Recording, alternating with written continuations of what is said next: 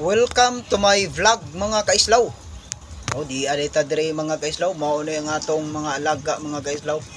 Nag-uwan-uwan ang panahon mga kaislaw. Nag-uwan-uwan mga kaislaw. Nag-uwan-uwan unya. Nagkuan ta mga kaislaw ang atong kanding na nagpasilong sa daplin. Kay gitugnaw nya mao ni sila dire mga kaislaw ang akong mga alagang kanding mga kaislaw, nilubog sila dire sa kilid sa balay para dili sila mainitan. Mao ni nga ang ilaha pag lubog-lubog nagpa-relax sila dire sa balay.